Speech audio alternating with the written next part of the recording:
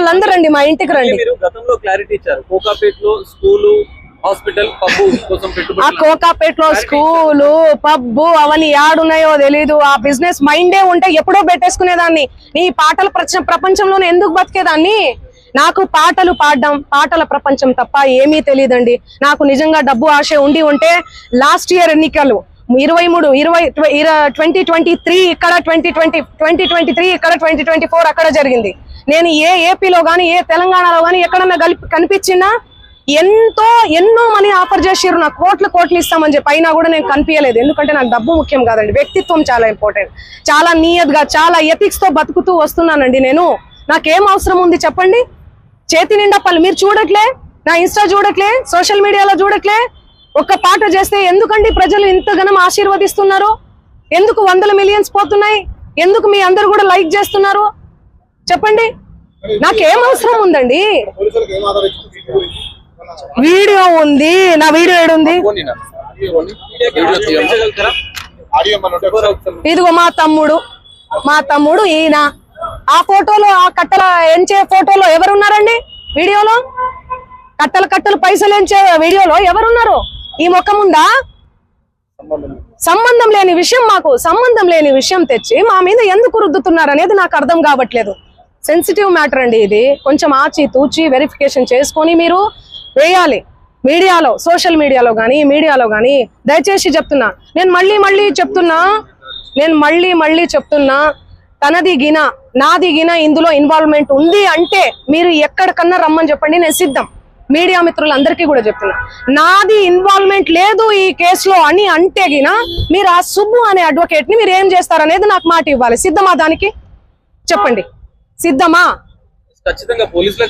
చెప్పండి. మీరు ఇంతగనం నన్ను క్షోభ పెట్టాడు కదా, ఇంతగనం నన్ను హరాస్ చేస్తున్నారు కదా, ఎక్కడ చూడు మంగ్లీ. మంచి విషయాలు ఎక్కడా స్క్రోల్ చేయరు. ఈ విషయాలు, ఈ నెగటివిటీని ఎందుకు ఇంత సెన్సేషనల్? మీరు మీడియాను అస్సలు తప్పు పట్టలే నేను. మీడియా అదే చెప్తున్నా. నేను ఏమని చెప్పా? మీడియా ఫ్యామిలీ నుంచి వచ్చా అని చెప్పానా? అదే చెప్తున్నా నేను. మీ పేరేం పేరు? సాగర్ గారు. నేను అదే చెప్తున్నా, మీడియా ఫ్యామిలీ నుంచి వచ్చాను సాగర్ గారు. ఇన్స్టాగ్రామ్ లో ఆ రీల్స్ అవన్నీ మీ చెల్లి మీదనో మీ అక్క మీదనో వస్తే మీరు ఎంత బాధపడతారు? నేను అదే చెప్తున్నా. మీడియా నుంచి ఒక్కొక్క మెట్టికి అది మీరు చెప్పాలి. మీరు ఏమనుకుంటున్నారు దానికి సంబంధం? నాకు తెలియదు అది. ఎందుకంటే నేను మీడియాలో వచ్చి ఇంటర్వ్యూలు ఇస్తలేనను, మరి ఏమో నాకే తెలియదు. ఎందుకంటే నా పని చెప్తుంది. నేను పని చేసుకుంటూ వెళ్తున్నా, నేను పాటలు చేసుకుంటా. ఆయన అదే చెప్తున్నాను కదండి, బిగ్ బాస్ కోసం, ఫేమస్ కోసం అని చెప్తున్నాం కదా. ఆయన కేవలం ఫేమస్ అవ్వాలి, ఫేమస్ అయ్యే దానికోసమే ఇదంతా చేస్తున్నాడు. ఆయన మాటలు మీరు చూడండి. నెక్స్ట్ ఇయర్ బిగ్ బాస్ వస్తే నేను వెళ్తాను. శ్రీముఖి అంటే నాకు క్రష్. నాతో మాట్లాడేటప్పుడు కూడా మీతో ఫ్రెండ్షిప్ చేసుకుందామంటే మీరేంది ఆరగంటగా మాట్లాడుతున్నారంటే, అవును కేసు పెడతాము అంటే ఆరగంటగా మాట్లాడకుండా ఎందుకు మాట్లాడతారండి? నేను తప్పు చేయను దాన్ని. తప్పు చేయని వాళ్ళు ఎవరన్నా మాట్లాడతారు.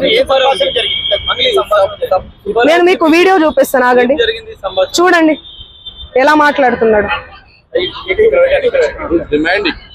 ఎట్లా డిమాండ్ చేస్తున్నాడు చూడండి. ఇంతే సౌండ్ అండి ఇది.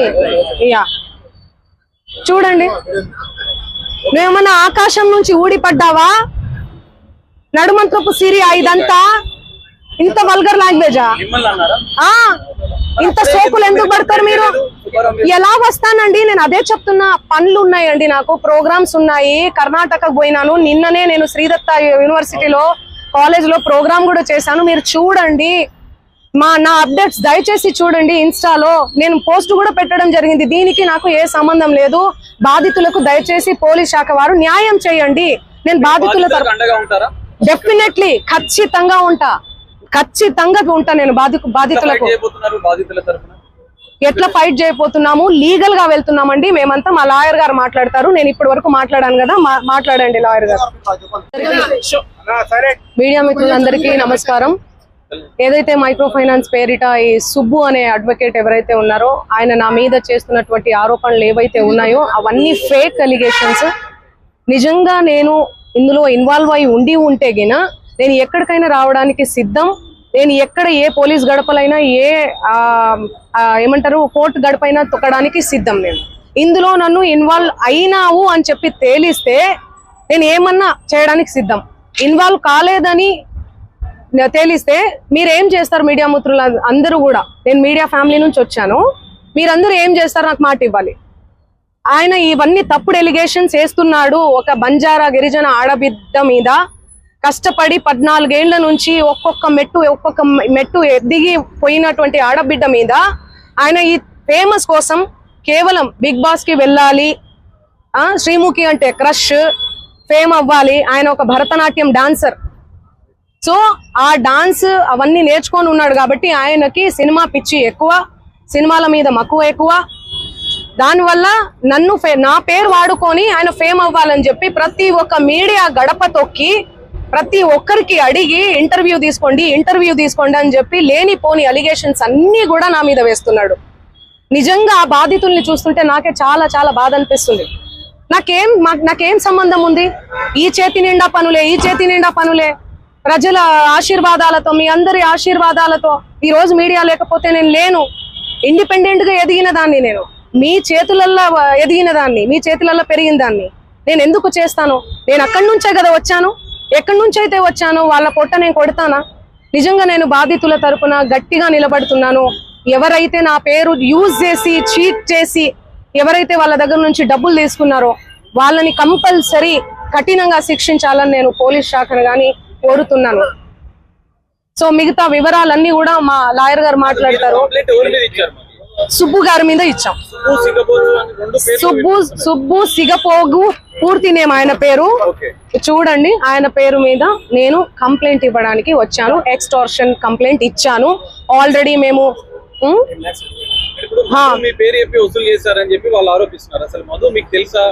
నా మీద ఎవరెవరో ఆరోపిస్తారండి. ఎవరెవరో వస్తారు, ఫోటోలు దిగుతారు. మీరు దిగరా? ఇంతకు ముందే దిగిరు. మీరు దిగరా? ఏమండి, సెలబ్రిటీ స్టేటస్ లో ఉన్నాను నేను. సెలబ్రిటీగా ఏ రోజు ఫీల్ అవ్వలేదండి. సెలబ్రిటీగా నేను ఫీల్ అయ్యి ఉంటే ఈ రోజు ఈ 14 ఏళ్ల జర్నీ కొనసాగేది కాదు, ఎక్కడో ఆగిపోయేదాన్ని. ఎప్పుడైనా కూడా నేను ఎవరి ఇంట్లో పడితే వాళ్ళ ఇంట్లో పోయి అన్నం తినేస్తా. సొంత చెల్లెలాగా, సొంత అన్నలాగా, అన్న చెల్లి తప్ప, అన్న తమ్ముడు తప్ప వేరే సంబోధన కూడా ఉండదు నా నోట్లకెళ్ళి. సో ఎందుకు ఇంతలా బదనాం చేస్తున్నారో నాకు అసలు ఏం అర్థం కావట్లేదు. ఎంతో మంది నాతో ఫోటోలు దిగుతుంటారు, ఎంతో మంది ఇంటికి పోయి భోజనం చేస్తుంటాను. అదే చెప్తున్నా, ఫేక్ ఎలిగేషన్స్ అని చెప్తున్నా నేను. అందుకే కేసు పెట్టాం మేము. ఎలా ఇస్తా? ఆయన రివర్స్ అంటున్నాడు. ఆయనే డబ్బులు ఇస్తే నేను నీ పేరు దేను ఇండ్లకెళ్ళి నన్ను డిమాండ్ చేశాడు. మీరు ఇండ్ల పేరు ఉండకూడదు మీది అంటే మీరు పైసలు ఇవ్వాలి నాకు. ఆయన పైసలు ఇవ్వాలనే కదా ఇదంతా చేస్తున్నాడు. మీకు అర్థం కావట్లేదా? అందుకే మేము డిఫమేషన్ కేసు పెట్టినాం. ఎందుకు సంబంధిస్తారండి? ఎవరెవరో వస్తారు, ఆమె మాకు తెలుసు, ఇదిగో నేను ఫోన్ చేస్తాను, ఇదిగో మాట్లాడు, ఇదిగో నా కోసం పాట పాడింది, నా కోసం ఇదిగో ఇంటికి వచ్చింది, అన్నం తిన్నది. అభిమానులు ఎంతో మంది ప్రోగ్రామ్కి వెళ్తున్న క్రమంలో ప్రోగ్రామ్ చేసుకున్న తర్వాత మేము అన్నం తినండి, మా ఇంటికి రండి, మా ఊరికి రండి మేడం, మీ కాలు మోపండి మేడం, మీరు లక్ష్మి లాగా ఇట్లా మాట్లాడుతుంటారు ఎమోషనల్ గా. నేను ఎంతో మంది ఇళ్లలో, నేను కర్ణాటకకు పోయినా ఎక్కడ పోయినా కూడా ఎంతో మంది ఇళ్లలో పోయి అన్నం తినేసి వస్తాను నేను. ఎందుకంటే అభిమానం. నేను చాలా చాలా ఎక్కడి నుంచి అయితే వచ్చానో నా మూలాలు నేను మర్చిపోలేదు. ఓకే, సో ఇవన్నీ కూడా ఫేక్ ఎలిగేషన్స్. నేను మళ్ళీ అవును, మా లాయర్ గారు మాట్లాడతారు. నేను ఇన్ని రోజులు మీడియా ముందు నేను మీడియా 100-200 కోట్ల రూపాయలు అంటున్నారు. మీ పేరు చెప్పి వేరే వాళ్ళు ఎవరైనా వసూలు చేశారు అనుకుంటున్నారా మీరు? ఇప్పుడు నా పేరు చెప్పి ఎవరో వసూలు చేశారు, నాకేం తెలుస్తుందండి? ఆ కేసు వచ్చాను. ఆయన ఏమంటున్నాడు? ఎలా రెస్పాండ్ అవుతానండి నేను? ఇప్పుడు నా ప్రోగ్రామ్స్ అన్ని వదిలిపెట్టేసుకొని నేను రెస్పాండ్ అవ్వాలా? నిన్న కూడా కేసు పెట్టారు. నిన్న నేను ఇబ్రహీంపట్నంలో శ్రీదత్త కాలేజ్ లో నేను ప్రోగ్రామ్ చేయడం జరిగింది. అది వదిలేసుకొని నేను వచ్చి నేను సంజాయిసి ఇచ్చుకుంటా కూర్చోమంటారా నన్ను? చెప్పండి.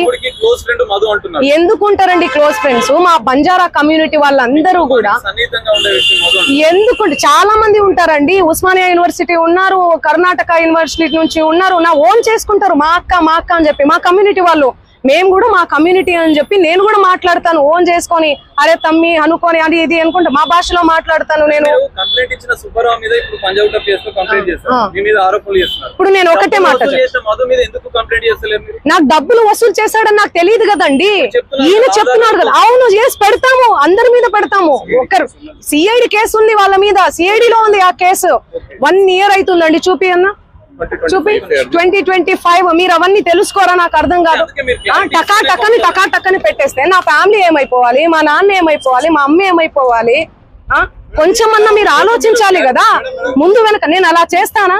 నేను ఎన్ని పాటలు చేస్తున్నా, ఎవ్రీ ఇయర్ పాటలు. కట్టలు లెక్క పెడుతున్నాం, మీ తమ్ముడు వీడియో కూడా వైరల్. అది మా తమ్ముడు కాదు, అదే చెప్తున్నా నేను. మా తమ్ముడు కాదు, ఎవరు ఆయన? మా తమ్ముడు ఫోటో చూపియాలనా నేను? మా తమ్ముడిని చూపియాలనా? ఫోటో చూడండి, నా ఇన్స్టాలో ఉంటది, అన్ని దగ్గర ఉన్నాయి. తమ్ముడికి మధు కూడా ఎలాంటి సంబంధం లేదండి. సంబంధం అంటే ఫ్రెండ్షిప్ ఉంటదండి. హాయ్ అంటే హాయ్, బాయ్ అంటే బాయ్. వాళ్ళు ప్రోగ్రామ్ కానీ వచ్చిర్రు, తీజ్ ప్రోగ్రామ్ జరుగుతుంది, సేవాలాల్ ప్రోగ్రామ్ ఉంటది, ప్రోగ్రామ్ కానీ వచ్చిర్రు. ఆ బంజారా కమ్యూనిటీకి సంబంధించినటువంటి వ్యవహారాలు, ప్రోగ్రామ్స్ ఏవైతే ఉంటాయో అవన్నీ మా తమ్ముడు చూసుకుంటాడు. మిగతా తెలుగు ప్రోగ్రామ్స్, కర్ణాటక కన్నడ ప్రోగ్రామ్స్ ఏమైతే ఉన్నాయో అవన్నీ నా మేనేజర్ చూసుకుంటాడు. సో అది నా ఎంతో మంది వస్తుంటారు. ఇప్పుడు నా పేరు చెప్పి వాళ్ళు వసూలు చేసుకునే నాకేం తెలుసు? నేనేమన్నా రోబోనా, లేకపోతే దేవుణ్ణా, దేవతనా? లేకపోతే నేను చూసుకుంటూ కూర్చోనీకి ఎవరెవరు నా పేరు మీద ఏం చేస్తున్నారని చెప్పనీకి?